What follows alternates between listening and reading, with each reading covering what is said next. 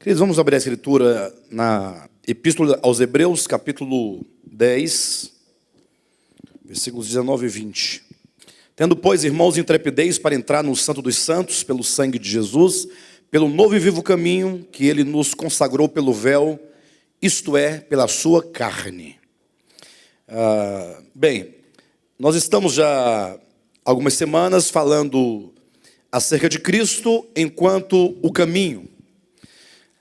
Todos nós cristãos, sejam os protestantes, sejam os evangélicos, cristãos em geral, e mesmo os cristãos católicos, todos estão habituados com a mensagem acerca de Cristo enquanto o único caminho que conduz ao Pai.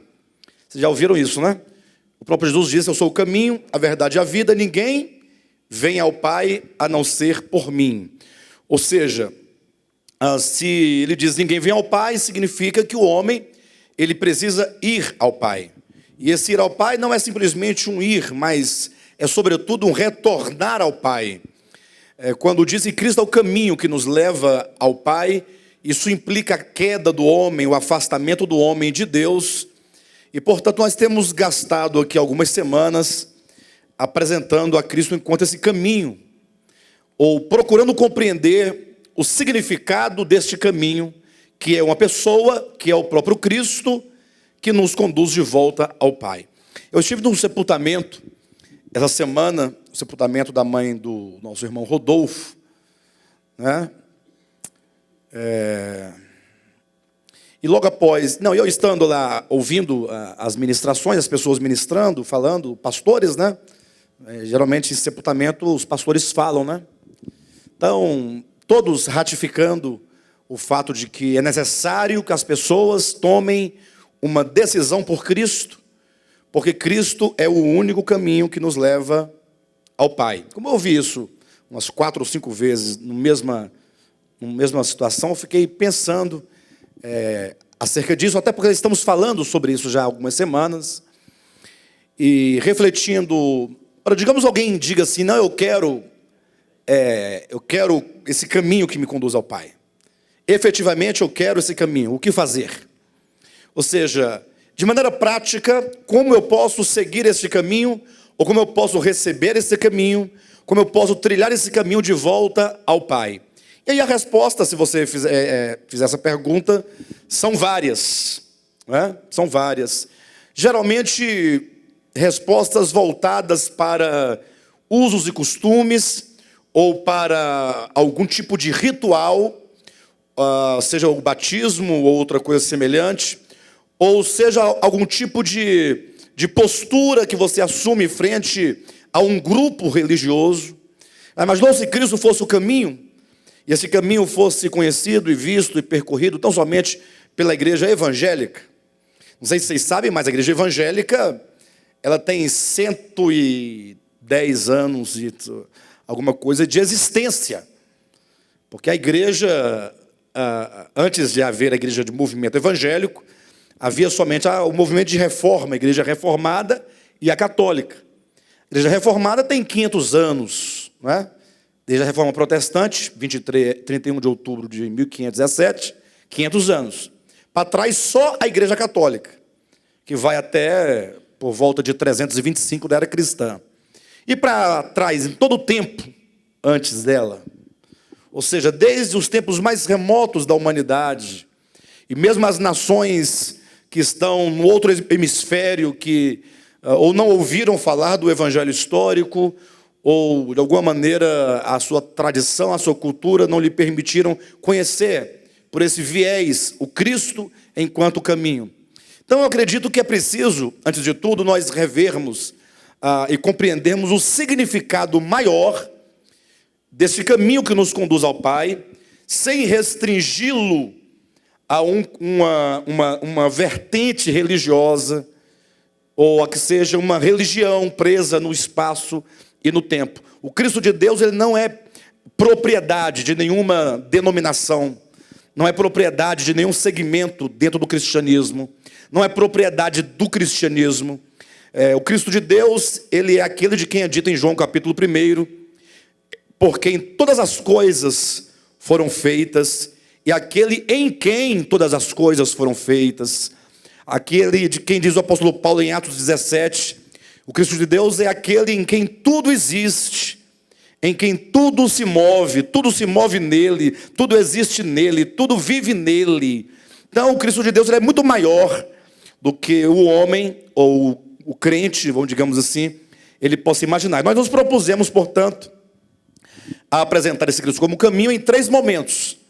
Apresentar a Cristo enquanto o caminho, enquanto a encarnação, viver humano de Cristo, passando pela sua morte, ressurreição e ascensão. E aí eu quero que vocês compreendam esse movimento. Ou seja, imagine você o Cristo de Deus.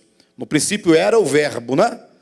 E o Verbo estava com Deus. E o Verbo era Deus. Então pense, Deus, o Cristo de Deus aqui, ele, num dado momento, ele se faz homem.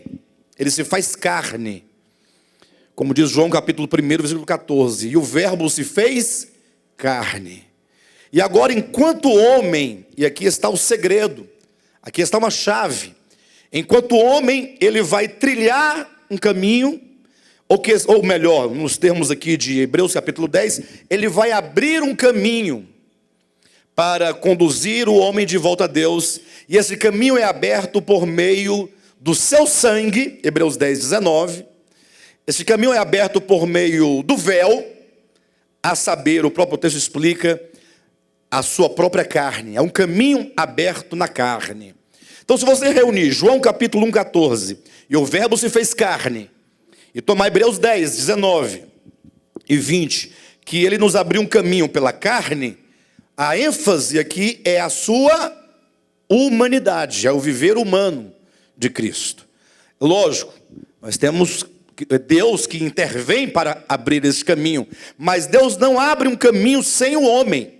Deus, ele não traz uma salvação que venha a prescindir do homem, porque talvez se fosse você, ou eu, ou qualquer outra pessoa, poderia dizer assim, bem, se nós fôssemos Deus, né, vamos pensar, se fôssemos Deus com a mente humana, a gente pensa assim, vamos salvar o homem, mas como salvar o homem? Por que o plano de Deus de salvar o homem envolve a encarnação do Verbo? Por que Deus há de se encarnar, ou haveria de se encarnar, se fazer homem? Então, eu chamo a atenção para os irmãos para esse aspecto da encarnação de Cristo. Infelizmente, o mundo ocidental comemora o nascimento de Jesus, dia 25 de dezembro, sem entrar nos méritos da data, mas, teoricamente falando, há uma comemoração, há uma data que se prestigia o nascimento de Jesus. Ora, o que é o nascimento? Senão a encarnação. É ou não é? Mas o que isso significa de fato? O que essa encarnação, ela de fato realiza? Por que não poderia haver um outro meio de salvação? Por que não abrir um caminho de salvação que não precisasse de Deus se fazer homem? Então, chama a atenção dos irmãos para a questão da humanidade. Então, vamos apresentar Cristo enquanto o caminho, Cristo Jesus, homem. Essa ênfase está em 1 Timóteo, se você quiser anotar e acompanhar, capítulo 2, versículo 5. Ou, se você tomar o versículo 2 e o 5, Paulo diz assim, que Deus deseja que todo homem chegue ao pleno conhecimento da verdade. Deus deseja que todo homem seja salvo e que chegue ao pleno conhecimento da verdade. Então, veja que o assunto é, Deus quer salvar o homem. O que é salvar? É levá-lo ou trazê-lo de volta ao Pai. Queda não é uma questão simplesmente de comer um fruto. Queda é uma questão de afastamento. Mas é um afastamento na consciência e no coração. E, portanto, se Deus deseja que todo homem seja salvo e chegue ao pleno conhecimento de Jesus Cristo, então tem que haver um link, algo que liga, ou que religa o homem a Deus, que devolve o homem a Deus, que possibilite o retorno do homem a Deus. Por isso que o versículo seguinte, eu me refiro a 1 Timóteo 2, e o versículo seguinte, ao versículo 5, diz, porquanto há um só mediador entre Deus e os homens. Não está aí na sua Bíblia assim? Há um só mediador? O que é o mediador? Não é aquele que está fazendo a mediação? Aquele que é o intermediário? Aquele que está no meio? Aquele que cria a ligação? É esse caminho, ó. Agora ele deixa bem claro que Cristo é o único, há um só mediador entre o homem e Deus. Cristo Jesus, homem. Olha novamente a palavra homem aí. Então você pega 1 João 1,14. E o verbo se fez carne. Carne se fez homem, se fez humano. Aí você pega 1 Timóteo capítulo 2, versículo 4 e 5. Que no desejo de Deus salvar o homem, ele estabelece um medianeiro, um mediador, um intermediário, um meio, um caminho, que é Cristo Jesus, homem. A ênfase é o homem novamente. E o escritor aos Hebreus, nessa ênfase, diz que Cristo nos abriu esse caminho. Ele linkou o homem de volta a Deus. Fala, agora é possível, o homem já pode retornar ao Pai, porque um caminho já foi aberto por Cristo Jesus, por meio da sua morte, do seu sangue, isto é, por meio da sua carne. Então essa é a ênfase que nós estamos trabalhando agora.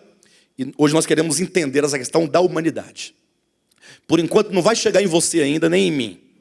Ou seja, vai apenas falar do processo, ou melhor, vai falar da salvação provida por Deus na pessoa de Jesus de Nazaré, nascido de Maria. Esse homem que nasce de Maria, que é a encarnação do Cristo de Deus.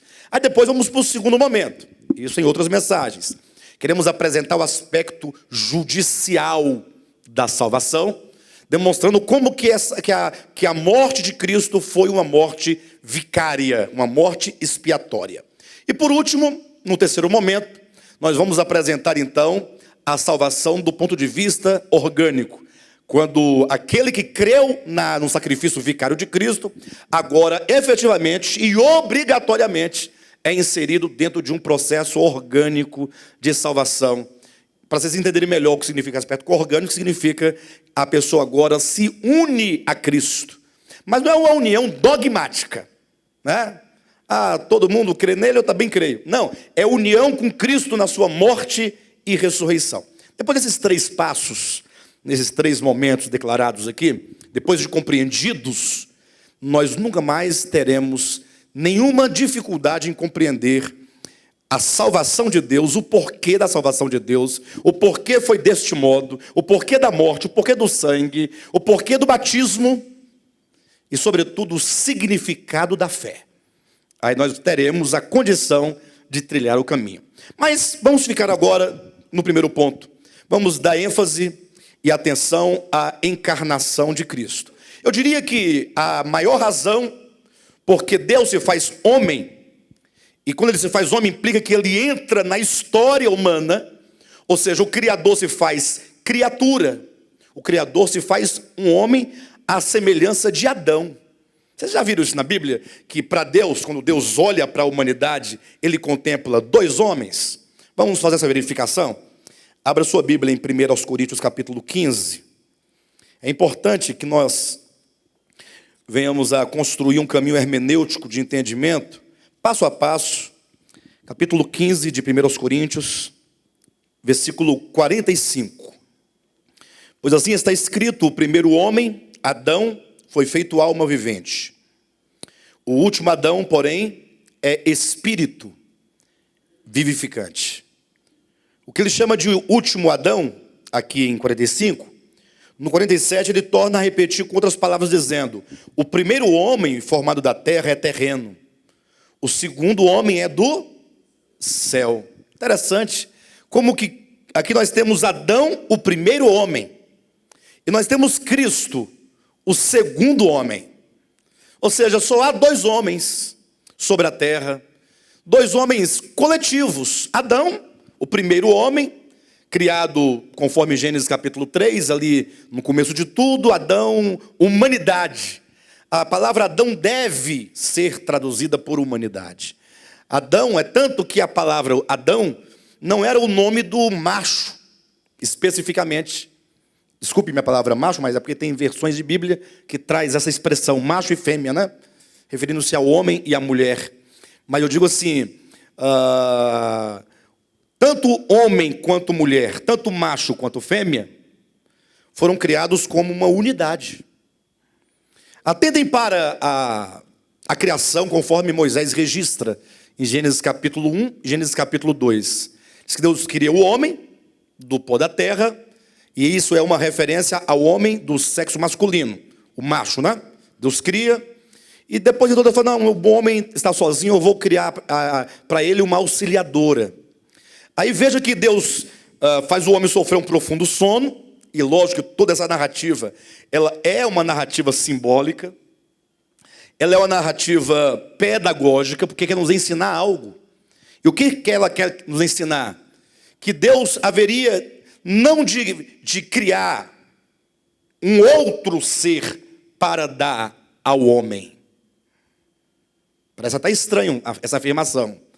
Mas vocês vão entender daqui a pouquinho na própria ordem de Deus. Deus vai agora no próprio homem, e Deus, no ato de expandir o homem, de fazê-lo crescer, Deus toma da própria essência do homem, carne e osso, e é dessa propriedade do homem criado que vem a mulher.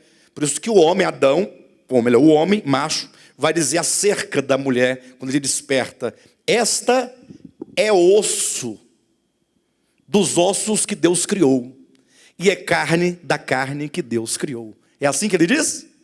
Como é que ele diz? Quem é esta? É osso dos meus ossos.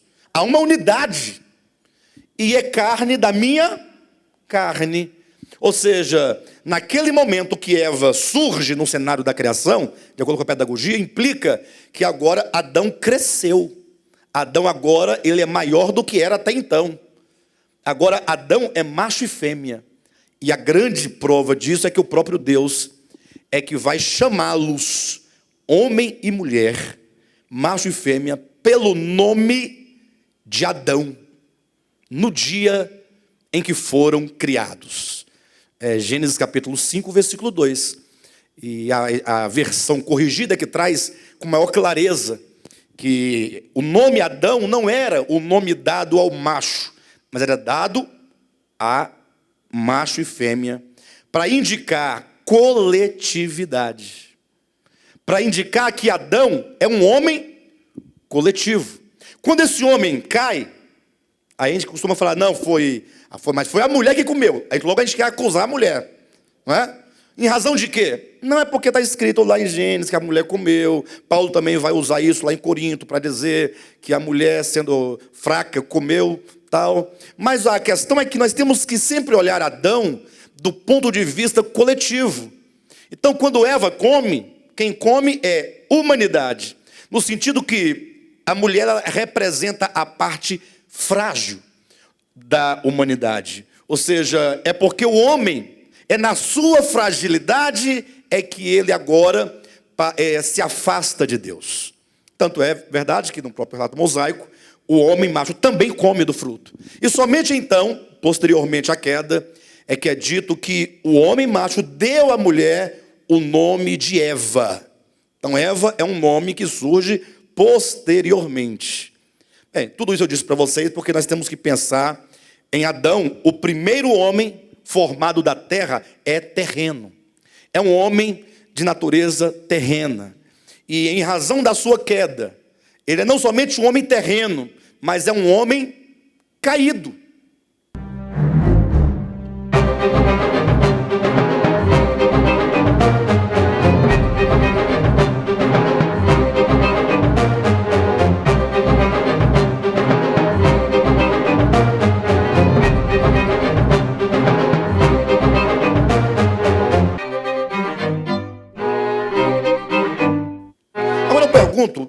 Inclusive nós comentamos isso, salvo engano, não sei se foi numa quarta-feira, se foi no Querigma, mas foi bem recente.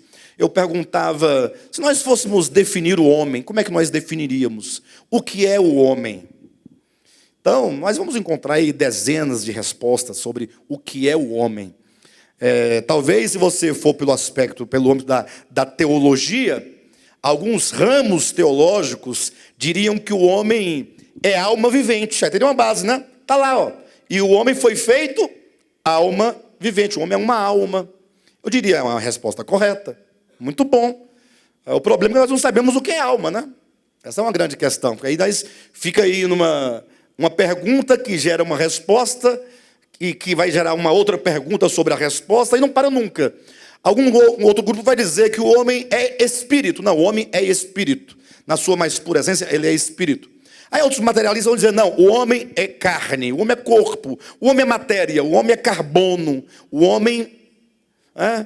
E teriam muitas respostas a serem dadas, mas eu pensando e refletindo, buscando trazer um conceito não melhor do que os outros, né? Mas um conceito que nos ajude a nos perceber melhor enquanto humanidade, eu diria que o homem, ele é consciência.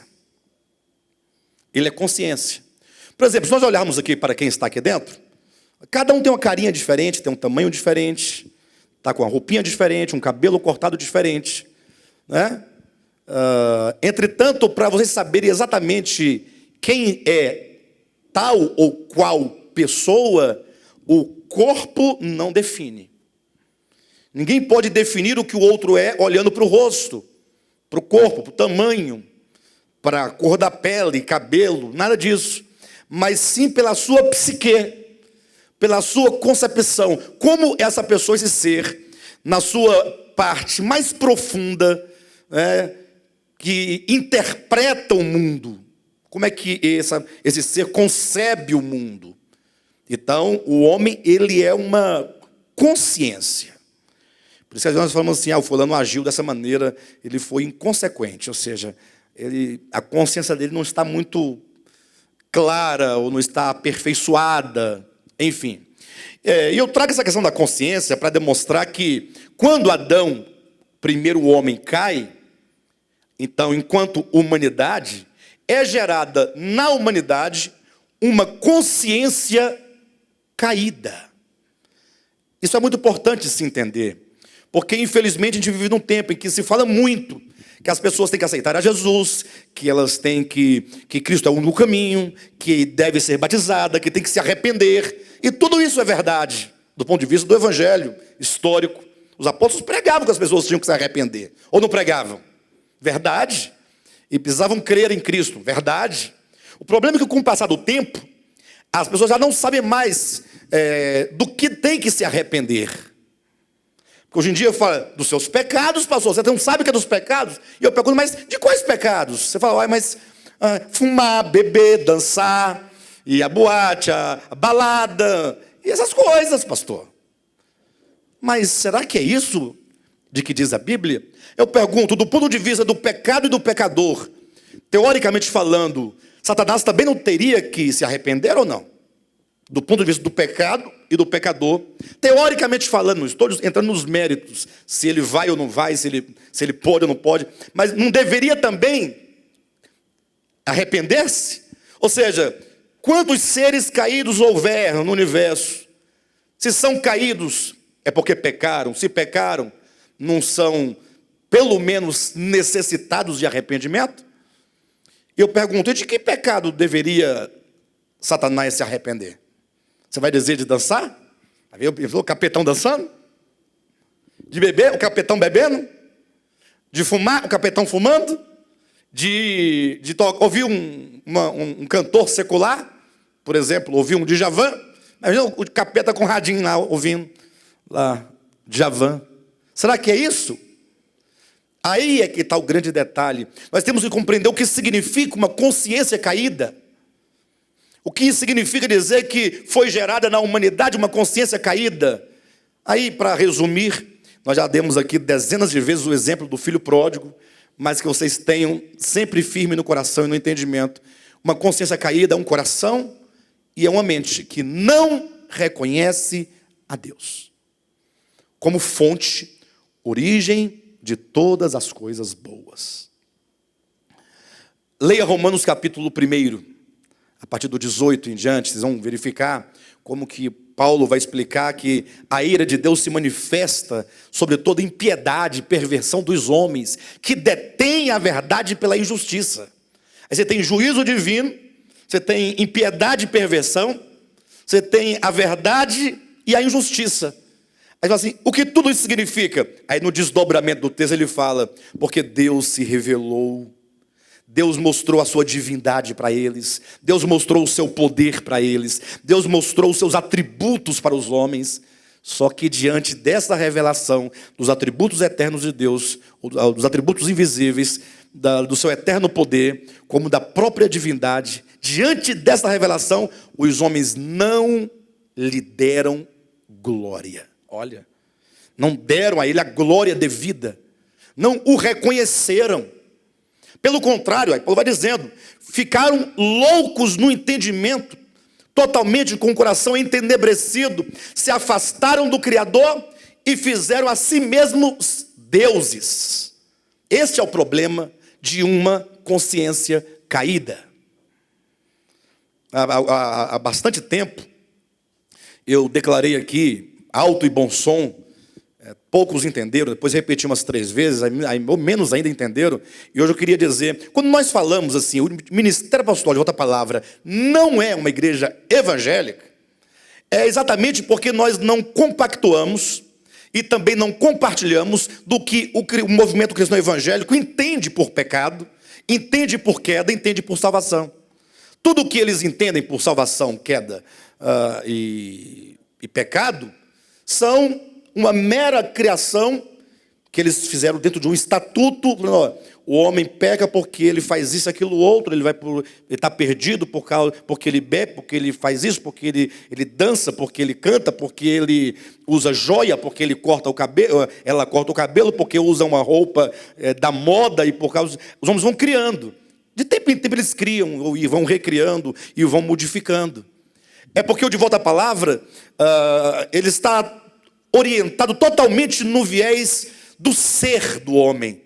Quando Deus olha para você, Deus não olha como os homens te veem. Ele não te julga porque você resolveu pintar o seu cabelo de amarelo. Oi, já imaginou? Então, imagine só, a irmã Cida resolveu pintar o cabelo de vermelho. Aí o pessoal fica escandalizado, não fica? Você viu? Mas que coisa. Aí tem a pessoa mais assim, fala assim, é um tanto assim diabólico, né? Vermelho, cabelo vermelho. E aí de repente se um jovem na igreja acaba vindo todo de preto, ainda passa um lápis no olho. Como é que dá o nome dessas pessoas que tem? É gótico. Aí você fala assim, rapaz, mas você viu como ele tem uma aparência diabólica? Fala a verdade, a gente não tem esse conceito ou não tem? De olhar assim. Pastor, você está liberando tudo? Não estou liberando nada, não estou aconselhando nada, estou dizendo que não se julga uma pessoa pelo exterior, pelo estereótipo. Mas Deus vê o coração. Se esse coração, ele de fato é um coração que ama a Deus. E eu sei que muitos dirão, mas meu coração ama. Só que nós vamos verificar que o coração que ama é o coração que obedece. E o coração que obedece não é obedecer às regras do pastor, nem do ministério A, B, C ou D, nem da religião A, B, C ou D, mas é aquele que faz a vontade do Pai Celestial. Aí há de se discernir qual é a vontade do Pai Celestial. E no dia que você descobrir a verdade, a vontade do Pai Celestial, meu irmão e minha irmã, a vontade do Pai Celestial. Aí quando eu poderia dar assim um simples exemplo. Se você quiser aumentar os exemplos, leia os evangelhos como um todo. Mas tem um trechinho do evangelho que diz assim, olha, aquele servo bom e fiel, que ele alimente os seus conservos, para que quando o Senhor vier, o encontre fazendo assim. Então Deus quer nos encontrar agindo em relação ao nosso semelhante, aos nossos conservos. Não existe serviço a Deus com mão para cima, olho fechado, jejum, barriga com fome, tal, e consagração, e monte, oração, e tal, visão. Nada disso. Tudo isso é invenção dos homens. Embora a vida cristã, ela pode haver o jejum, ela pode haver a oração, mas não enquanto o serviço a Deus, mas enquanto algo pessoal, individual, que é uma experiência própria de cada pessoa. Mas o serviço a Deus, como Paulo vai dizer em Atos capítulo 17, é aquele que o homem realiza, mas não por meio de mãos humanas. Não é como antigamente os gregos pensavam, ou os próprios judeus também interpretaram equivocadamente, que Deus estava feliz porque eles faziam um bolo e eles tinham o capricho de fazer o bolo de fina flor de farinha. Ou seja, eles pegavam o melhor da farinha, aquela farinha mais branca, mais fina, mais pura, fazia um bolo bem cheiroso e levava para Yahvé. Aí, quando aquele cheirinho de bolo ia entrando ali no tabernáculo, eles pensavam, como Deus está agora se agradando da nossa oferta. Como se Deus estivesse ali querendo comer um bolo.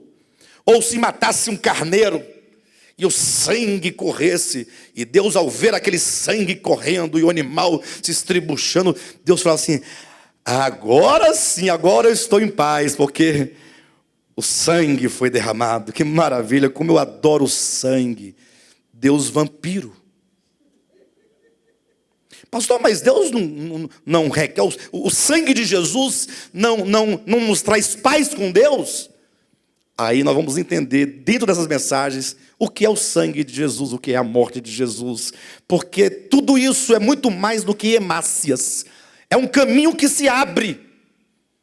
Então, este homem que cai, Adão, é uma consciência que se cria na humanidade. Uma consciência de não reconhecimento de Deus. Uma consciência que não ama a Deus. Que não preza por Deus. Que não lhe rende graças. É uma consciência que, ainda que com os lábios fale sobre Deus, mas o coração está longe de Deus. Porque, cuidado, porque você pensa que a religião resolve tudo, né? A melhor religião que já houve sobre a face da terra, do ponto de vista... não acho, vamos voltar. Uma das melhores religiões do ponto de vista religioso, digamos que tenha sido o judaísmo, né? Em razão do rigor de todas as leis, de todos os âmbitos, desde a lei civil, a lei econômica, a lei do casamento, a lei da semeadura, a agricultura, melhor dizendo, e todas as leis, até chegar à lei cerimonial e lei moral, tudo era muito rigoroso. E aí vem Jesus e fala: olha, vocês me honram com os lábios, mas o coração está longe. Então, religião não resolve o problema das pessoas. A religião é como abrir, vou usar palavras de Machado de Assis, é abrir uma janela na consciência para ventilar. Você diz: olha, essa semana eu fui à igreja, essa semana eu dei uma ofertinha, essa semana eu já dei uma esmolinha, essa semana eu já fiz o meu culto matinal, eu já li os 3 capítulos da Bíblia por dia, eu já fiz o meu ano bíblico, é para se apaziguar. Mas a questão é, como é que está o coração?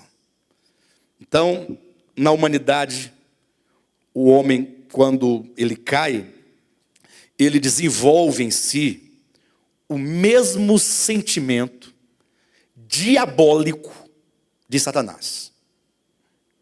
Vocês estão achando forte a expressão? Mas eu quero ler com vocês um texto da Escritura. Abra sua Bíblia em Filipenses. Eu vou ler agora, talvez eu tenha que ler novamente no final, porque para eu falar da encarnação de Cristo, eu tenho que primeiro enfatizar a condição humana.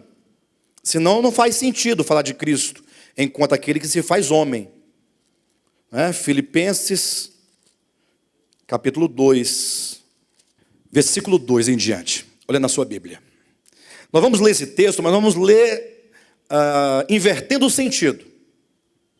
Ou seja, uma vez que o apóstolo Paulo, ele pede positivamente para se proceder deste modo, o que implica? Pessoal, me ajuda aí. Se Paulo, ele pede, ele roga, ele clama, ele solicita positivamente que nós procedamos de um modo positivo, ele vai colocar, significa que nós estamos agindo de modo oposto. Ele diz assim: completai a minha alegria, de modo que penseis a mesma coisa. Então, aqui nós temos logo uma marca. Os homens não pensam a mesma coisa. Pastor, mas é para pensar todo mundo uma coisa só? Não, pensar a mesma coisa significa que nós não devamos suscitar discórdias, contendas, inimizades. É que os nossos pensamentos convirjam sempre para o melhor. E quer dizer, não sejam pessoas que causem divisões. Puxa vida, quantas vezes nós causamos divisão na nossa própria família? Quantas vezes não criamos divisão nos nossos relacionamentos sociais, no trabalho? Porque às vezes a inveja nos leva a criar uma situação para alguém, para que aquele alguém gere uma discórdia com o outro. Vamos criando vários pensamentos diferentes, criando divisões, diabolizando relações. Ele diz, olha, penseis a mesma coisa, tenhais o mesmo amor. Querem ver? Quem aqui tem amor? Levanta a mão. Todos vocês têm amor, gente, para. Agora, o amor de vocês é pelos seus filhos, não é? Ou não? Pela mãe, pelo pai. Só que aí cada um fica com o seu amor para o seu próximo, que é o seu particular, que é aquele que é seu, que lhe pertence, é minha propriedade. Minha mãe, misericórdia. Eu tenho que lutar por ela, fazer tudo por ela. Agora, a mãe do outro, não, já foi tarde. O nosso amor, ele é muito egoísta. Na verdade, amor próprio, o amor que não inclui outros, não pode ser chamado de amor, né?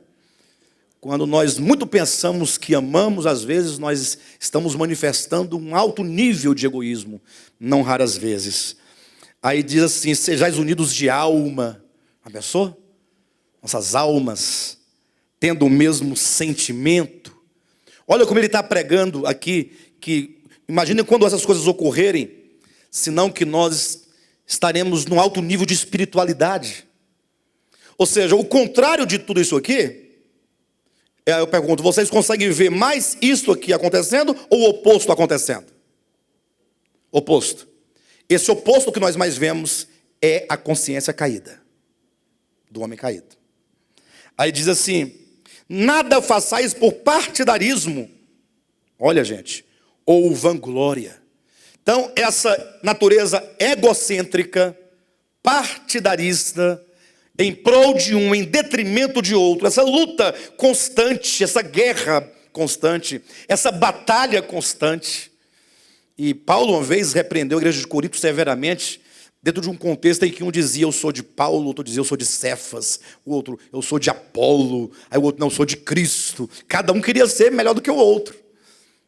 Aí que sentimento cristão que divide é esse? Não é isso? Aí ele diz assim, mas por humildade, considerando cada um os outros superiores a si mesmo, não tenha cada um em vista o que é propriamente seu, senão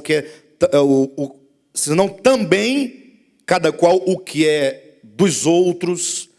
Tende em vós o mesmo sentimento que houve também em Cristo Jesus. Aí eu paro aqui para fazer a conexão com o nosso tema. Bem, se tudo o que ele diz aqui, aí eu vou elencar, repetindo para vocês poderem se lembrar. Ter um pensamento, um só pensamento. Ou seja, não termos pensamentos contenciosos. Não termos pensamentos divisivos, de divisão. Não termos pensamento de discórdia, de inimizade. Mas ter o mesmo amor. Né? Aí se você inverter, aí eu vou inverter agora. Permita-me ler, mas invertido. Então imagine só que o homem, ele não tem um mesmo pensar. Ou seja, os homens são divididos nas suas mentes. Os homens, eles criam divisões nos seus corações. Os homens, eles não têm o mesmo amor. Por que o mesmo? Porque cada um tem o seu. E se o amor é cada um tem o seu, não é amor, é egoísmo. Então, egoísmo. Almas divididas, divorciadas, separadas. O mesmo sentimento implica o contrário. Sentimentos diferentes, de discórdia, etc. Partidarismo. Vanglória. Orgulho. E a pessoa, cada um se considerando superior ao outro. Tudo isso é consciência caída. Ou seja, os homens são assim. E quanto mais a humanidade caminha no eixo da sua história, mais esses sentimentos negativos conforme foram aqui invertidos, eles aumentam. Então, a salvação de Deus, não bastava chegar alguém, descer e falar assim, pessoal, precisamos mudar, todo mundo agora um só pensamento. A partir de agora, um só sentimento. A partir de agora, um só coração, uma só alma. Discurso resolve? Não. E aqui eu coloco uma situação. Por este motivo, é que o congregar, o reunir-se, ele tem uma importância vital. Porque quando nós nos congregamos em o nome de Jesus, na base da palavra de Deus, para compartilharmos o Evangelho de Cristo, é assim que nós vamos sendo constituídos numa nova forma de ver, de pensar, de ler o mundo e, consequentemente, de viver em relação a este mundo. Paulo diz assim, olha, é preciso que vocês tenham o mesmo sentimento que houve em Cristo Jesus. Quem sabe o que é Cristo? Cristo é Deus. E quem sabe o que é Jesus? O homem. Então ele está falando o mesmo sentimento de Cristo no homem. Jesus é o nome dado àquele menininho que nasceu de Maria.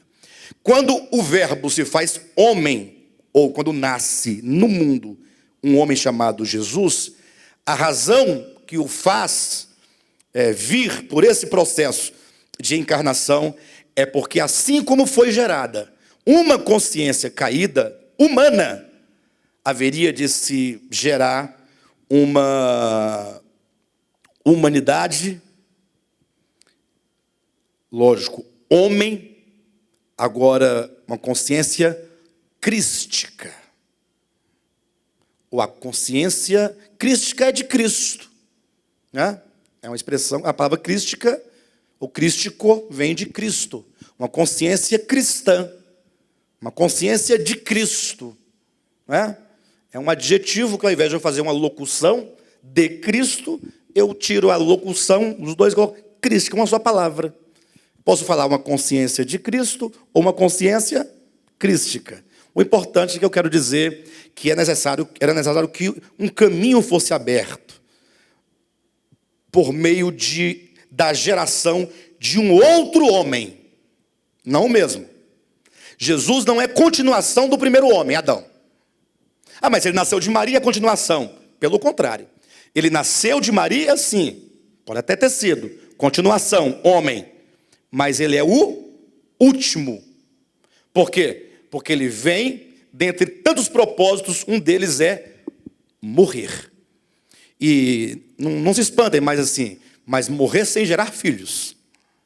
Porque a ideia espiritual é de continuidade, um gera o outro. Então, eu fui gerado um dia, não fui? E aí eu gerei um filho ou uma filha.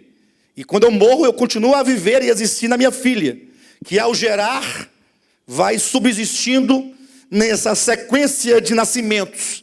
Então, quando Cristo nasce, ele fala, sou homem, sou. Nascido de Adão, sim. É carne e osso, sim. É Adão, sim. Mas último, porque eu vou encerrar nesta humanidade este primeiro homem para eu gerar um novo homem. Morte de Cristo, antes de qualquer coisa. Atenção, não estou dizendo que não seja importante, mas antes de morte de Cristo ser um meio para perdoar os teus pecados, antes disso, a morte de Cristo, ou que seja encarnação, morte e ressurreição, é o gerar de um novo homem. Um homem cuja consciência não seja caída, cuja consciência seja divina. Um homem cuja consciência ame a Deus, o tenha na mais alta estima, em considerações, em ações de graças, em dependência, em louvor, em adoração, em dependência, em obediência, tenha tudo. Um homem que pode dizer assim, olha pessoal, eu e o Pai somos um. E eu oro para que vocês também sejam um, como eu e o Pai o somos. Vocês em mim, eu em vocês, eu no Pai, o Pai em mim. Então essa unidade fala, quando também se diz, é um caminho. Lembra que diz que João Batista viria como um profeta, ou que seja, o ministério profético viria tanto antes da primeira vinda de Cristo, quanto antes da segunda vinda de Cristo, para pavimentar um caminho para o Cristo de Deus? Lembram disso ou não? Quem lembra? E é dito que esse caminho era aplanar os corações, era para nivelar o solo, porque esse coração ele está cheio de abismos e de montanhas. Vamos ler esse texto? Querem ler?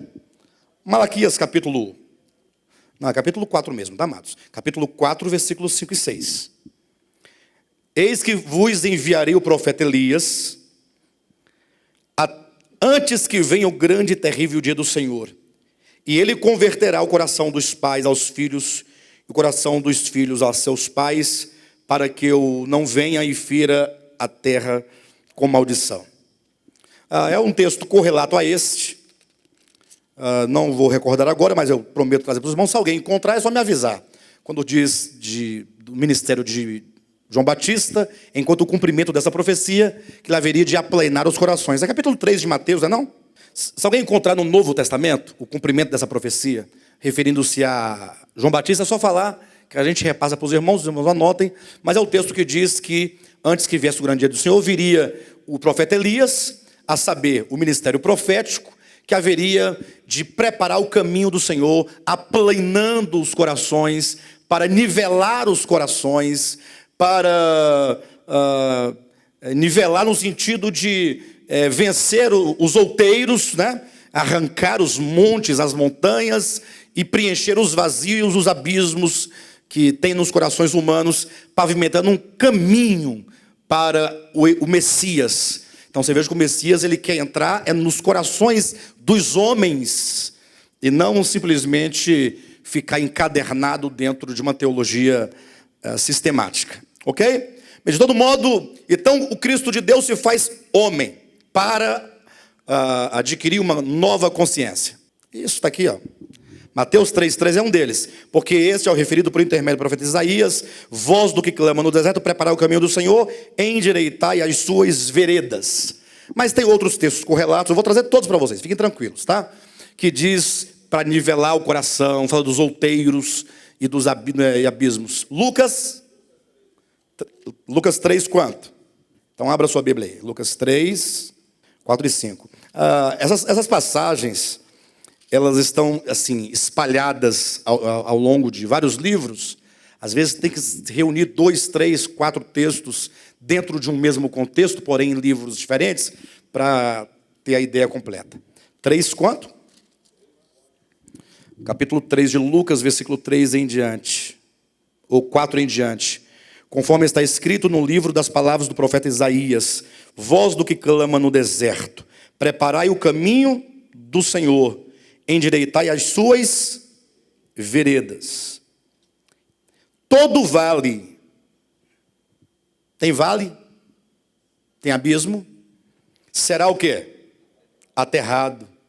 E nivelados todos os montes e outeiros. E os caminhos tortuosos serão retificados e os escabrosos aplanados. Obrigado, Pedrão. Esse era o exato texto que eu gostaria de encontrar. Então veja que agora é preciso que isso aconteça. E o que vai gerar esse homem novo, cujo coração é reto, é o próprio Jesus. Então o Cristo haveria de se fazer homem para gerar na humanidade essa nova consciência. Por isso que é dito no livro de Hebreus, abra rapidamente Hebreus capítulo 2, 14, que falando acerca de Cristo, olha só como é dito com toda a propriedade acerca da sua humanidade. 2,14 diz assim: visto pois que os filhos têm participação comum de carne e sangue, destes também ele igualmente participou, para que por sua morte destruísse aquele que tem o poder da morte, a saber, o diabo. Vamos conversar um pouquinho agora. Eu preciso ler esse texto com vocês aqui talvez 10 vezes, mas vamos passo a passo. visto que os filhos têm participação comum de carne e sangue, destes também ele igualmente participou. Ele, ou seja, o Cristo de Deus se fez homem. E como nós somos homens, filhos de Deus, carne e sangue, não é humanidade? Ele participou igualmente de carne e sangue. Ele se faz homem, igual a você, igual a mim. Agora eu pergunto, com qual propósito? Destes também ele igualmente participou, para quê? Observe que o que ele vai realizar não prescinde da humanidade. Pelo contrário, o fato de ele se fazer carne e sangue, nervos, músculos, a nossa semelhança, homem como nós, é um fato primordial para que, por meio da sua morte, ele destruísse aquele que tem o poder da morte, a saber, o diabo. Ou seja, somente por meio de humanidade crucificada é que o diabo é vencido. Vocês já ouviram falar, eu vou colocar uma sementinha, só para os irmãos irem pensando, refletindo, já ouviram falar lá em Gênesis 3, naquela primeira, o proto-evangelho, quando diz assim, que Deus haveria de enviar o descendente da mulher, já implica a humanidade, esse descendente da mulher, que haveria de fazer o quê? Esmagar a cabeça de quem? Da serpente. E eu pergunto, Cristo pisou a cabeça da serpente ou não? Pisou? Com certeza. Ele veio para isso. Aí eu pergunto, quando foi que ele esmagou a cabeça da serpente? Na cruz? Aí, naquele momento ele fez. Pronto, agora está feito e resolvido, é isso? Queridos, eu não sei, mas que coisa mais maravilhosa compreender isso. Quando ele se faz homem, é nessa humanidade, carne e sangue, é nesse processo de humanização, de se tornar humano, é que ele vai percorrer um caminho de morte. Cada dia vivido por Jesus era um morrer. Cada dia vivido por Jesus nessa terra, desde o seu nascimento até a sua morte, cada dia era um dizer não àquela serpente lá do Éden. Era um dizer não ao engano, não à serpente, e um dizer sim ao Pai. De sorte então que muitos entendem que o esmagar a cabeça da serpente foi no exato momento que ele morreu. Morreu, esmagou a cabeça da serpente. É lógico que a morte de Cristo ela é emblemática na figura do Calvário, né? A cruz, o Calvário, ele ali ensanguentado, os soldados batendo, e ele fraco, pedindo água, toda aquela imagem que nós temos, da própria descrição e narrativa bíblica, né? Que vocês sabem, é muito emblemático, né? Entretanto, não se esqueçam de uma coisa, o Cordeiro de Deus foi morto desde a fundação do mundo, o que implica que essa morte, ela não significa exatamente morte física, mas a morte física apenas mostra, revela, apresenta universalmente a morte do esvaziamento do eu. Ou seja, quando você pensa na figura do Calvário, aí você imagina quem ali está? Deus. Feito homem, mas é Deus feito homem. Só que ele não vive como Deus. Todo o viver humano dele é vivido totalmente como homem. Porque Deus se tornar homem para viver como Deus, para que se tornar homem? Para que não teria nenhuma necessidade. Ele tinha que viver como homem, é homem. Agora, imagine só, sendo Deus viver como homem, é a mesma coisa de você ser um milionário, ou um bilionário, grosso modo falando, só para vocês terem uma ideia, e você viver cada dia na dependência de que Deus vai prover o seu pão aquele dia.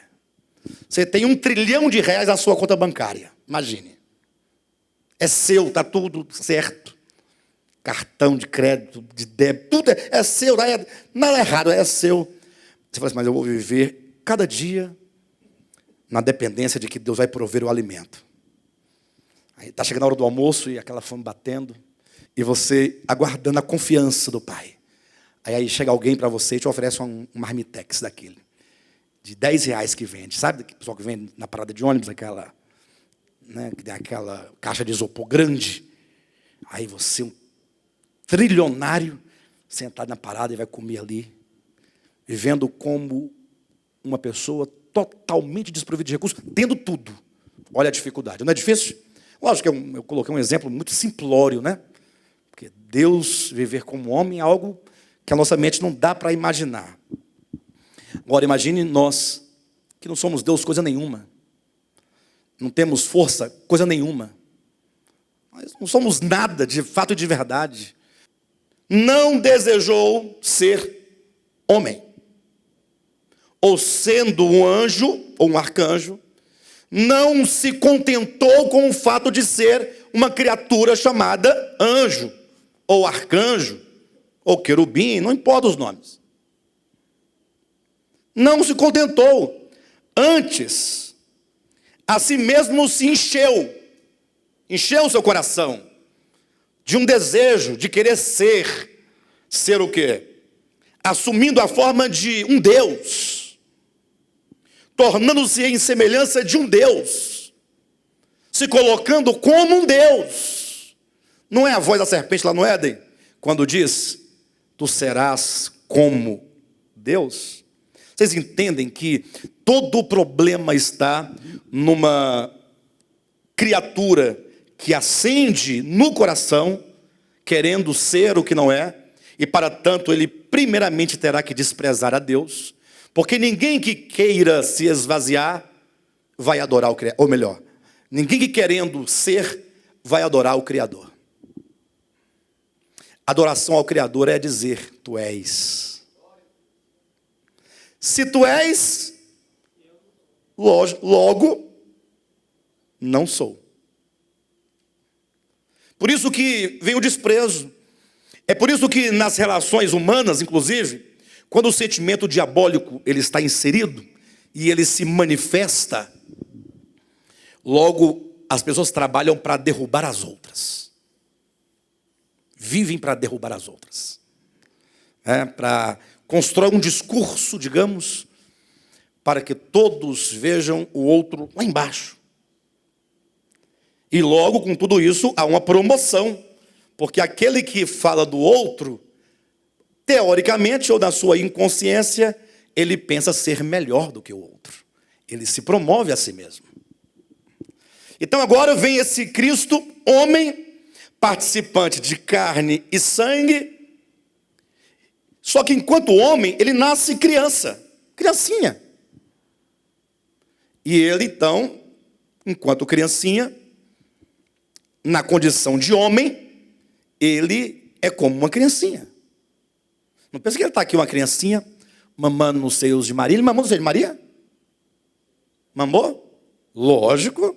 Lembra que entrou alguém e até disse para Jesus, bendito aquela em cujos seios tu mamastes. Enfim, mas está ali, ele mamando, com a consciência divina de ser Deus, olhando para Maria assim, tu está pensando que eu sou uma criança, mas eu sou o Criador. Será que foi assim?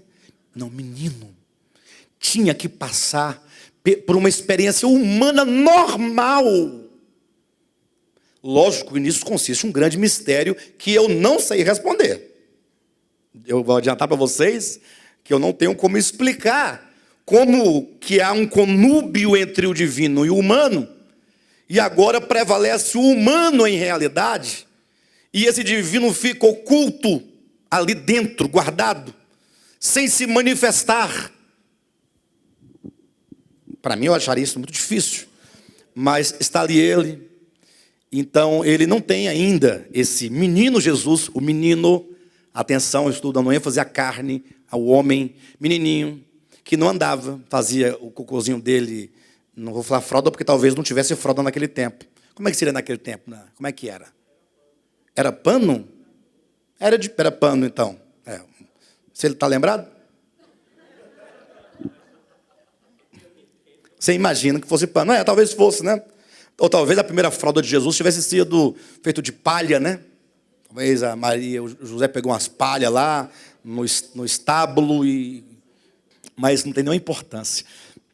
Mas que fazia o cocôzinho, a Maria tinha que limpar. Não, ele não tinha ainda ciência de si, do mundo. Pastor, eu nunca fiquei pensando nessas coisas. Alguém perguntou assim, pastor, mas pensar essas coisas é importante? Será que... Por que, pastor, vamos ganhar almas para Jesus? Nós estamos ganhando.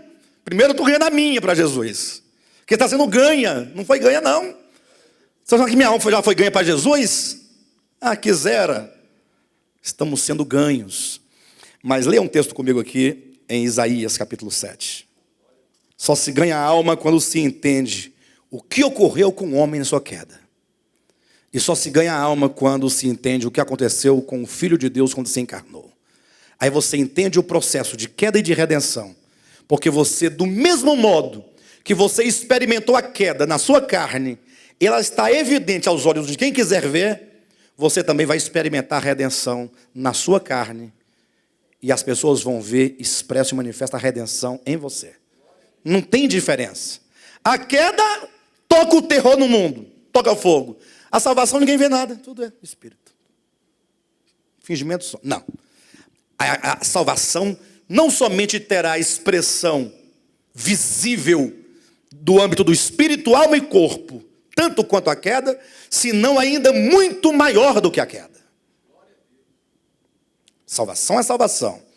Isaías capítulo 7, versículo 14 e 15. Portanto, o Senhor mesmo vos dará um sinal. E eis que a virgem conceberá e dará à luz um filho. E lhe chamará Emanuel. Emanuel, aí se você ler a referência do cumprimento desse texto, Mateus capítulo 1, versículo 23, se cumpre quando nasce Jesus. É ou não é? Inclusive, em 1,23 de Mateus vai dizer Emanuel, que quer dizer Deus conosco. Alguém tem dúvida de que o versículo 17, ou o versículo 15 ou 14 é uma profecia acerca de Jesus, do Messias? Alguém tem dúvida? Agora veja o versículo 16 ou 15. Ele comerá manteiga e mel quando souber desprezar o mal e escolher o bem. Ele comerá manteiga e mel quando souber desprezar o mal e escolher o bem. Interessante que surge aqui o bem e o mal, como lá em Gênesis, quando o homem conheceu o bem e o mal. Ó, que relação interessante. Humanidade lá, humanidade aqui. Aqui nasce para a salvação, lá caiu em condenação. Lá o bem e o mal, aqui o bem e o mal, há de se escolher. Quando o Filho de Deus encarnado, no caso, mais especificamente o homem Jesus, ele começa a abrir o seu discernimento para o mundo, para a vida. Enquanto homem, toda a nossa ênfase está na humanidade. Que agora ele tem que decidir a quem servir. Porque Adão, lá em Gênesis 3, ele só pode decidir a quem ele vai servir quando o seu discernimento se abre. Ou seja, imagine só você pregando o evangelho para um cachorro. Você vai para uma chácara, aí você está lá, de repente a vaca está lá no curral, e você está admirando a vaca, e de repente dá uma vontade de pregar o evangelho para a vaca. E você começa a pregar o evangelho para a vaca. E eu pergunto, tem sentido? Porque a vaca, ela, por não discernir bem e mal, ela não tem como escolher o bem, nem o mal. Portanto, todo o seu viver de vaca vai ser um viver instintivo. Vaca não pode planejar o mal, dizendo assim, eu vou matar aquele ali, vou matar ele com a cabeçada. Porque naquele dia isso aconteceu. Essas questões reflexivas não tem no animal. Ele pode até matar alguém com a cabeçada, mas porque foi por puro instinto. Você não pode condená-lo por homicídio, nem culposo, nem doloso. Não pode dizer, você vai ser julgado no tribunal de Cristo. tampouco no tribunal do trono branco. Animal não peca. Agora, quando o homem, criado por Deus, ele sai do seu estágio de inconsciência de si mesmo para o estágio de consciência, e isso é implicado lá em Gênesis 3 pela a árvore do conhecimento do bem e do mal. Estar diante da árvore do conhecimento do bem e do mal implica o momento em que o homem chega à consciência de si mesmo, e somente quando essa consciência acerca de si, do outro, do mundo, de Deus e de tudo mais surge, é que está presente a serpente. Por isso que a serpente está lá em Gênesis 3. Como assim, pastor, serpente? Você já parou para pensar que Deus não colocou um macaco para tentar o homem lá no Éden? Qual macaco? Ficaria até mais interessante um macaco. Não é? Deus não colocou qualquer outro animal para representar ali a tentação do mal, mas colocou uma serpente. Interessante que o texto bíblico de Gênesis 3 não diz assim, ele não diz, mas a serpente disse à mulher. Não. Ela diz assim, mas a serpente, vírgula, o mais sagaz de todos os animais que Deus havia criado, vírgula, disse a mulher. Então, abre-se aqui um parêntese para trazer uma informação. A serpente é sagacidade. Não pensa que eu estou inventando. Foi Jesus que disse, sede simples como as pombas, mas sede prudentes como as serpentes, símbolo de prudência, na boca de Jesus. Vai para a mitologia, serpente, símbolo de sabedoria, discernimento.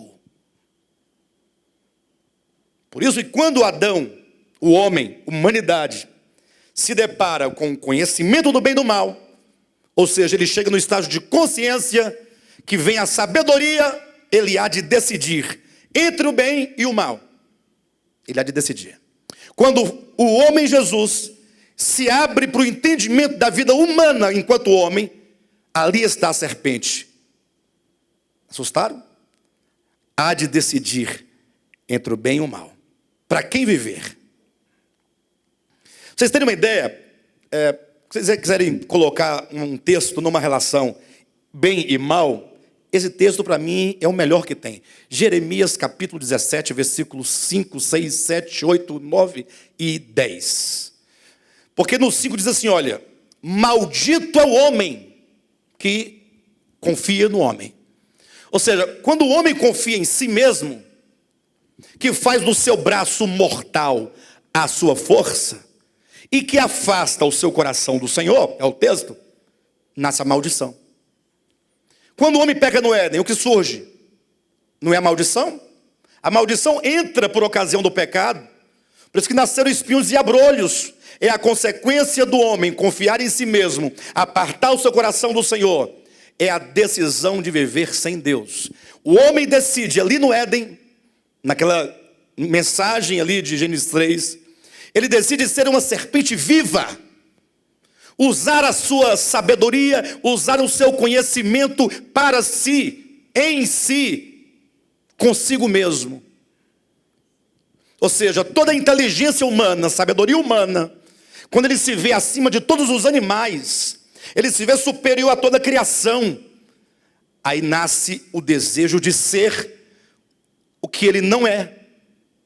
Bastasse que ele pensasse, sou homem, superior à criação, não no sentido de ser maior do que ela, mas de ser diferente, porque Deus me fez um ser inteligente para cuidar dessa criação, para lavrar a terra, para cuidar dos animais, para encher a terra da glória de Deus, para que essa terra se encha de louvor a Deus. Não é? Bastasse que ele, mas não, ele faz o movimento inverso. E aí o mesmo acontece com Cristo, só que o contrário de Adão. Quando ele abre o discernimento, ele há de comer manteiga e mel, quando souber desprezar o mal. Uma coisa é, falei para mim, desejar o mal, que é o que nós mais temos. Outra coisa é você, desejando o mal, se esforçar para não fazê-lo. É a luta. Eu quero, mas não posso. Você vive numa bipolaridade diária. Carne, espírito, 24 horas. Querer o bem estar em mim, não porém realizá-lo. Outra coisa é você olhar para o mal e desprezá-lo. Desprezar. Jesus aprendeu a desprezar o mal. O mal era tido por Deus como algo, por Jesus, como algo desprezível. Portanto, ele podia dizer, como ele disse, momentos antes de ser preso, ele falou, vamos daqui. Aí vem o príncipe deste mundo e ele nada tem em mim. Pastor, mas eu não entendi a relação serpente. O homem Adão, quando se torna conhecedor do bem e do mal, representado pela árvore, ele agora faz do conhecimento do bem e do mal o seu pão de cada dia. Ele toma desse conhecimento para se afastar de Deus. Por isso que é dito que a lei de Moisés, que traz o conhecimento do bem e do mal, não serviu na economia divina, porque faz o homem querer viver, ainda que supostamente para Deus, mas por meio da sua força. Maldito o homem que confia no homem, que faz do braço mortal a sua força, que afasta o coração do Senhor. Ele será como uma árvore ou como um arbusto no deserto, habitará numa terra salgada, inóspita, e não verá quando virá o bem. Paulo diz, faz uma correspondência, todo aquele que são das obras da lei é maldito, porque está escrito, maldito aquele que não permanece em todas as coisas escritas no livro da lei para praticá-las. Ou seja, quando o homem se propõe a viver por si mesmo, é como um ramo que fala, eu vou sair da videira e vou dar fruto sem ela, e vou mostrar que eu posso ser uma videira tanto quanto ela. Ser ramo, por que ser ramo se posso ser videira? Aí a videira, ou que seja o agricultor, diz, a videira diz para o ramo, Jesus não é videira, eu não sou a videira, ele fala, sem mim, nada podeis fazer. Só que nós não caímos na real ainda, de que não podemos nada. O homem decidiu ser uma serpente viva e astuta, a ponto de virar um dragão grande e vermelho, que se opõe a Deus. Jesus, quando se despertou, que o discernimento se abriu, o entendimento, a consciência de si, de Deus e do mundo enquanto homem, lá estava a serpente. Só tem um detalhe. Ele disse e decidiu, eu serei serpente. Serpente por quê? Porque ele tem um entendimento, consciência.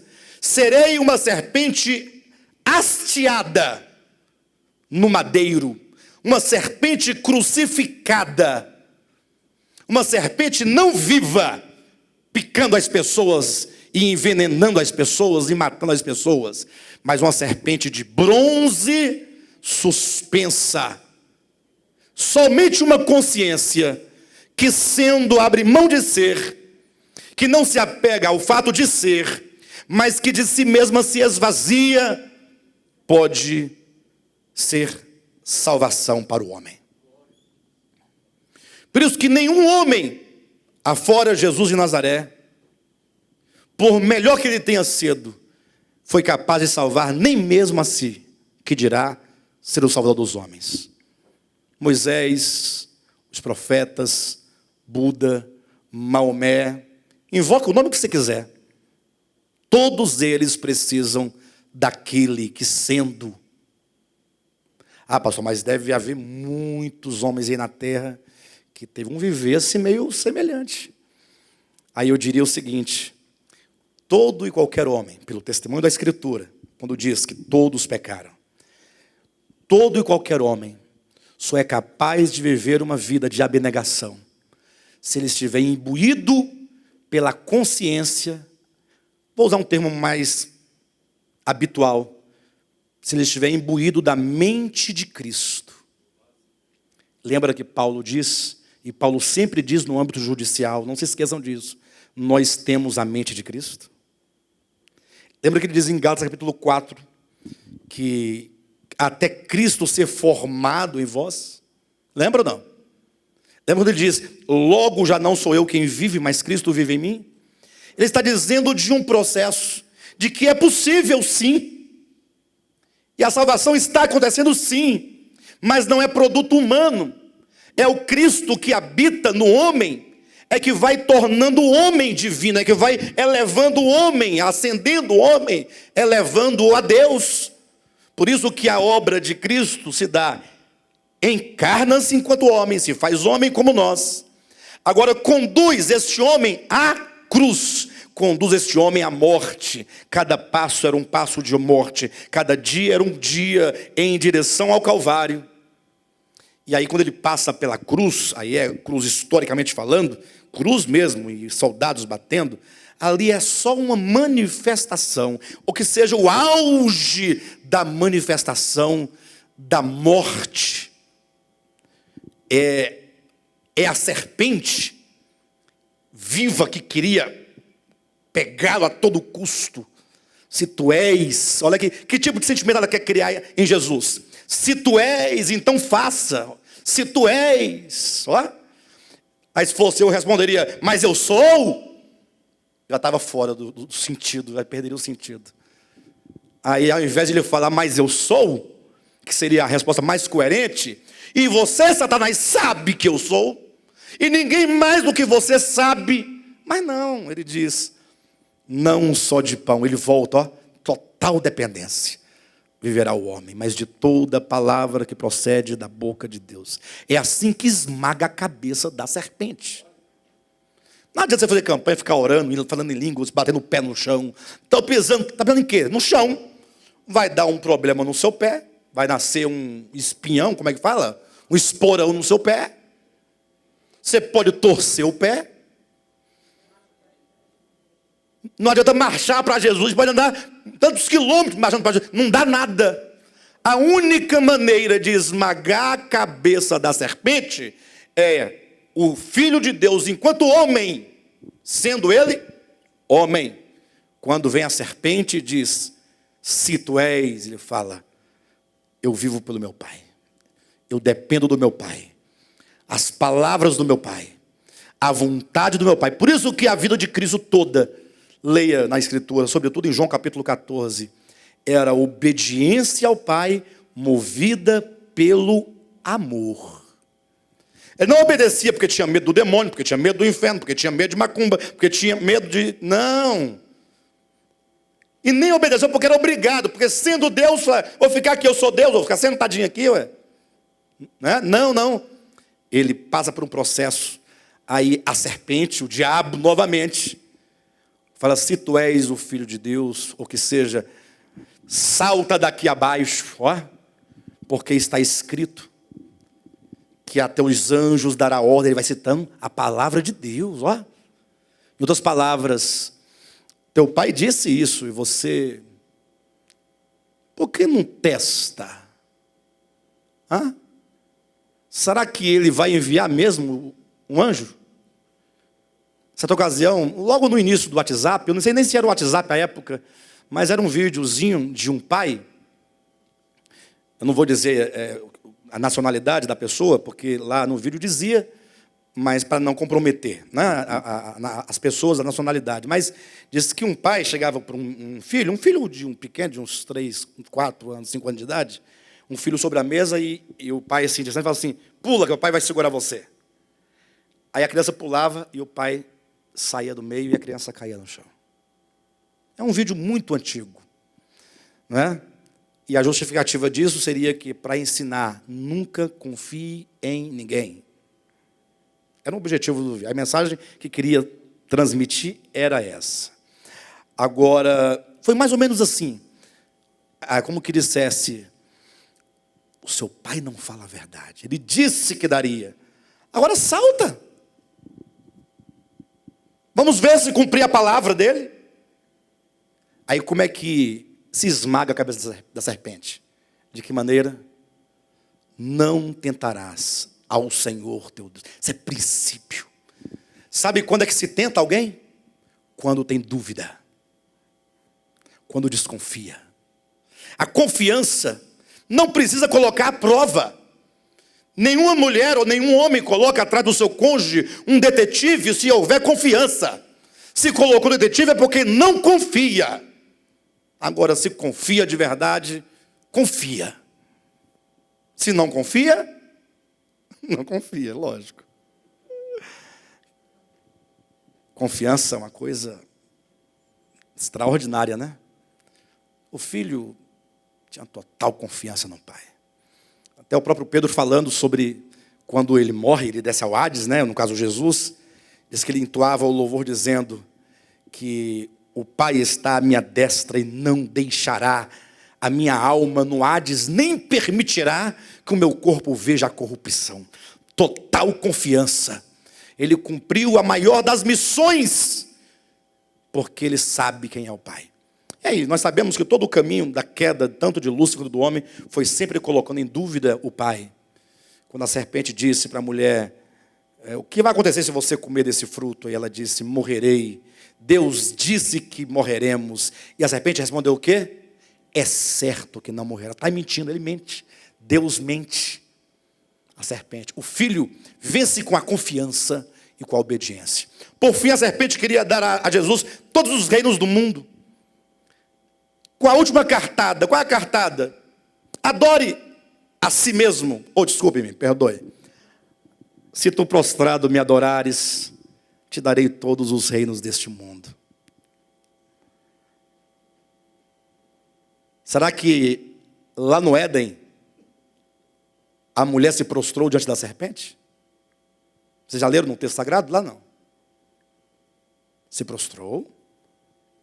Se você lê a queda do homem na visão de Romanos capítulo 1, adorar a Satanás, prostrar-se diante dele, é fazer a si mesmo Deus. A serpente não está longe de você, não. Distante de você, não. Está pensando que o diabo está lá no inferno, com um caldeirão? Essa consciência caída, diabólica, contra Deus, bate a porta do seu coração 24 horas te fazendo promessas. E o Filho de Deus, Jesus de Nazaré, o que ele faz? Ao Senhor teu Deus adorarás e só a Ele darás culto. É assim que se vence a serpente. E lógico, agora na cruz do Calvário, ali, crucificado, ali, sendo apanhando, cuspido, insultado, quando se esperava que ele chamasse, Pedro, corre, pega a espada. João, cadê você? Fica ajoelhado, chorando, rapaz. Chama Tomé, cadê Bartolomeu? Cadê a multidão que eu alimentei? Vamos unir todo mundo. Afinal, o nosso Deus é um Deus de guerra. É o Deus da guerra.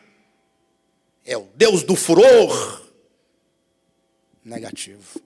Não é assim que se esmaga a cabeça da serpente. Claramente ele dizia, ele falou poucas coisas na verdade, né? Dentre as 7 vezes que ele disse algo, ele disse, Pai, fala, filho. O senhor está vendo esses soldados aqui cuspindo na minha face? Sim. Está vendo aquele outro que golpeou a minha cabeça com uma cana? Sim. Aquele outro que colocou uma veste sobre mim para zombar de mim, porque dizendo que eu queria ser rei, mas não sou coisa nenhuma, mas em ironia ele me fez parecer, lembra? O que tem ele? Está vendo Pilatos lavando as mãos? Está vendo? Está vendo? Está vendo? Tudo isso. Pai, perdoa. Perdoa.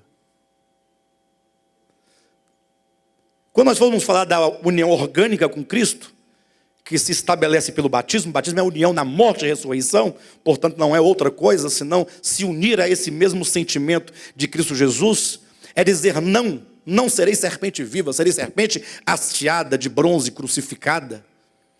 O primeiro a morrer por Cristo. O primeiro mártir, quem foi?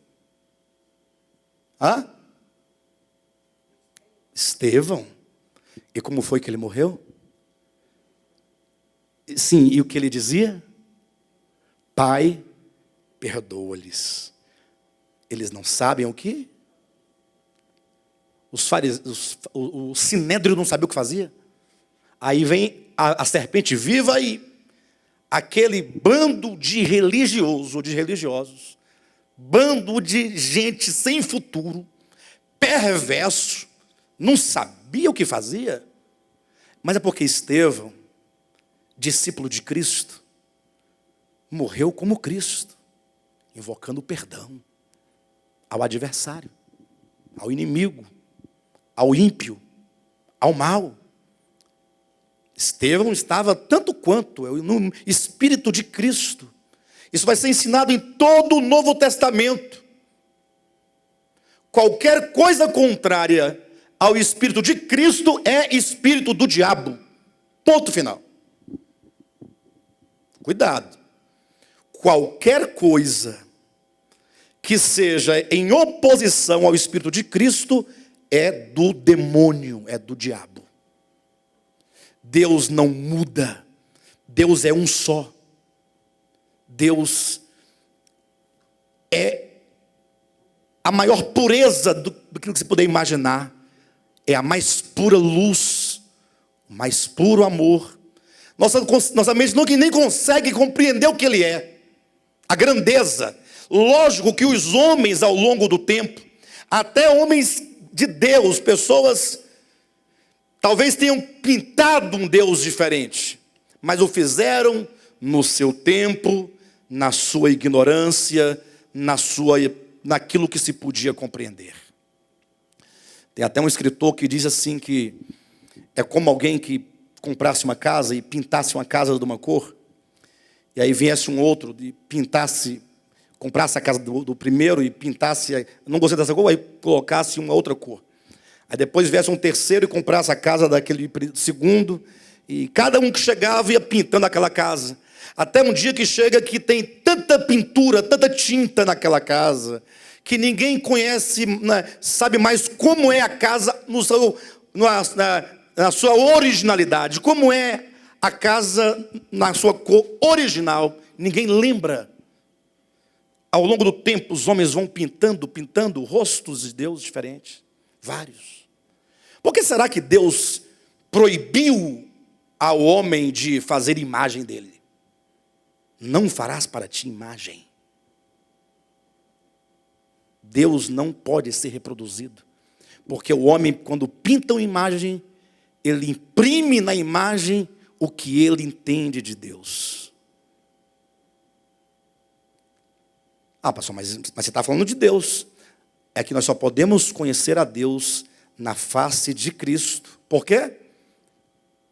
Porque Ele é a expressão, como? Não, fala mais alto. Fala com coragem. Não fala com fé.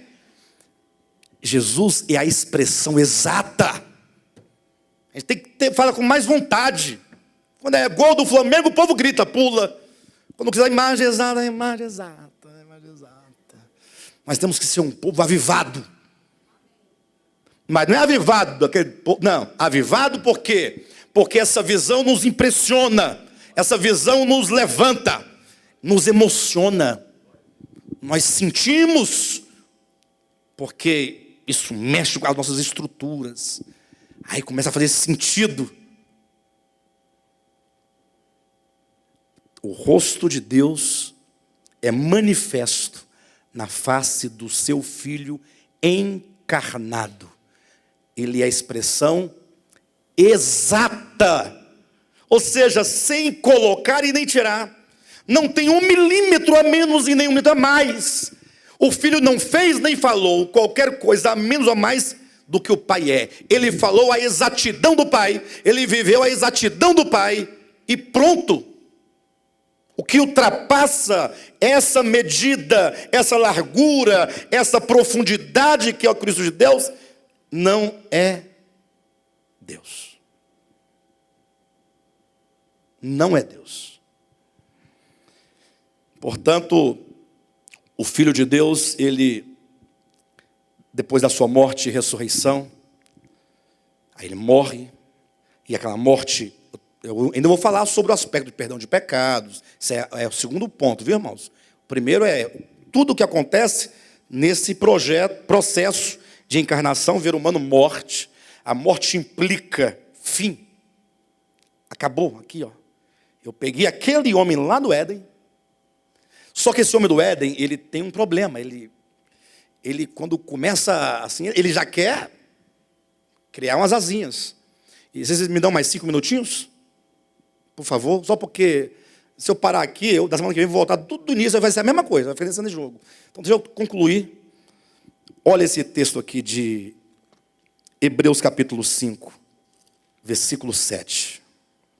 A morte de Cristo é o momento crucial em que ele pega aquele homem lá do Éden, e ele primeiramente foi ensinando esse homem, ó, olhem para mim, ele se vestiu daquele homem lá do Éden, e quando esse homem abriu os olhos, lá estava a mente, o coração, já aqui, seguro, você agora vai aprender, você vai aprender a amar a Deus, a viver para Deus. Capítulo 5, versículo 7 de Hebreus. Ele, vírgula, Jesus. Jesus é um nome muito significativo.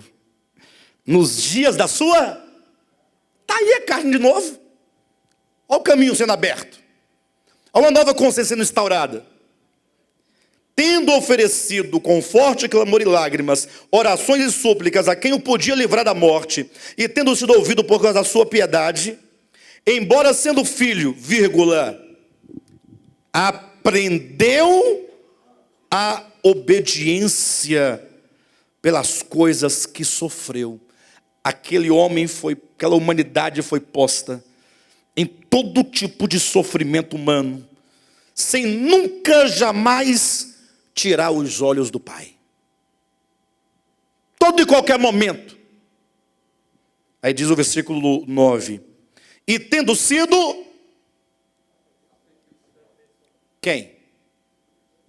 Aperfeiçoado. Então nasceu um homem na terra. Um homem que, do ponto de vista da humanidade, entendam isso. Em nome de Jesus, é muito complexo. Do ponto de vista da humanidade, poderia não ter sido aperfeiçoado. Mas comeria manteiga e mel quando aprendesse a desprezar o mal e a amar o bem. Tendo sido aperfeiçoado, tornou-se o autor da salvação eterna para todos os que lhe obedecem. Tendo sido nomeado por Deus, sumo sacerdote, segundo a ordem de quem? De Melquisedeque. Que coisa maravilhosa. E tendo sido aperfeiçoado, versículo 9, tornou-se o autor da salvação eterna para todos os que lhe obedecem. Ele agora se torna o autor da salvação. Pioneiro. Ele é o primeiro homem que agora é assunto aos céus e entra onde? No Santo dos Santos. Santo dos Santos. De uma vez por todas, tire da sua cabeça as coisas que na Escritura muitas vezes são colocadas de uma forma antropomórfica. Linguagem humana, na forma humana, deve ser entendida espiritualmente. Aí ele entrou no Santo dos Santos. Os adventistas dizem, ele entrou no céu, e lá tinha um quarto chamado Santo Lugar, eles dizem. Uma cortina, e o outro lado chamava Santo dos Santos. Aí ele entrou para o outro lado chamado Santo dos Santos.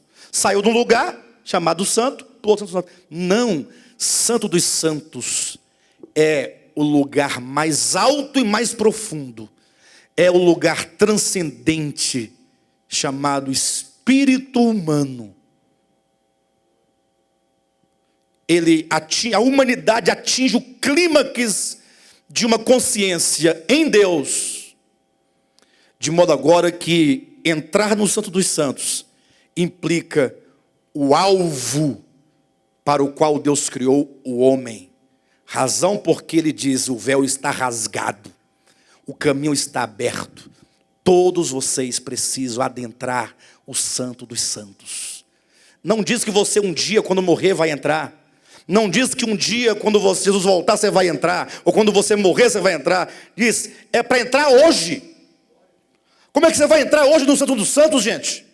No templo de Macedo, lá no Brás? Lá tem um tal de Santo dos Santos. Ou você vai esperar o templo em Israel ser reconstruído para você entrar no Santo dos Santos? Ou é no céu? Você vai agora? Então vai agora lá. Onde é que está esse lugar tão alto no qual devemos entrar?